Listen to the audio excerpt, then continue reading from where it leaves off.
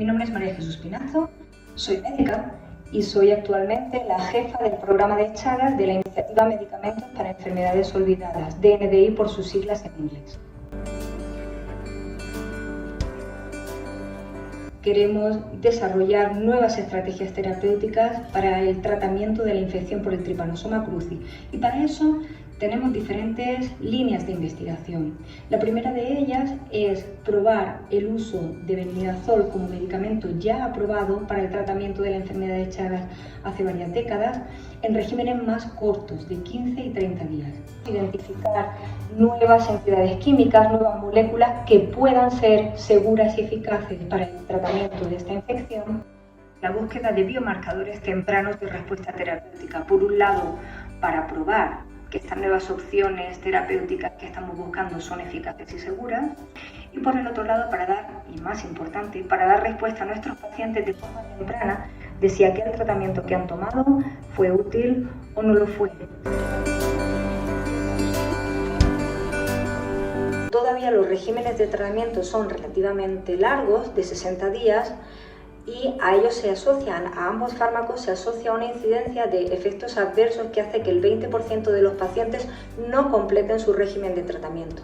Es importante recalcar que la mayoría de estos efectos adversos no son severos, por tanto, las opciones de tratamiento que tenemos ahora se deben de utilizar y hay que hacer un seguimiento de los pacientes a los que se da este tratamiento para manejar estos efectos adversos en el momento en el que aparezcan. Contar con nuevas opciones que faciliten la adherencia al tratamiento por parte de los pacientes, pues sería un escenario ideal. Es difícil atraer inversión para investigación en una de las enfermedades desatendidas, de ahí que sea una de las enfermedades desatendidas por esta y por otras razones.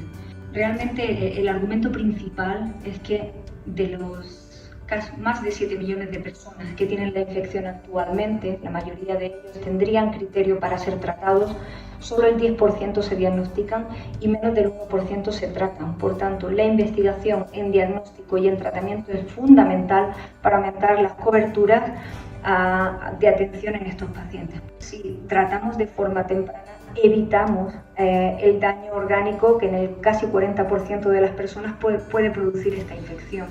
Importantísimo hacer una inversión también en estos biomarcadores, no solo de respuesta terapéutica, sino también de progresión de la enfermedad, para identificar cuáles son estas personas que están en un riesgo mayor de padecer estas lesiones a nivel cardiológico, digestivo o cardiodigestivo. No solo es posible y realista soñar en una atención mejor para la infección por T. cruzi y la enfermedad de Chagas, sino que es algo a lo que ya estamos asistiendo. Existen muchísimos esfuerzos actualmente para poder lograr la meta de 2030, que es la eliminación de la enfermedad de Chagas como problema de salud pública a través del control de la transmisión materno-infantil. Hay esfuerzos importantes por parte de diferentes instituciones en términos de diagnóstico e identificación, de rutas de atención y del desarrollo de estas nuevas estrategias terapéuticas para procurar un tratamiento descentralizado de la infección por el Trypanosoma cruzi. Por tanto, yo creo que este esfuerzo colectivo se tiene que traducir en una realidad, espero que en la brevedad posible.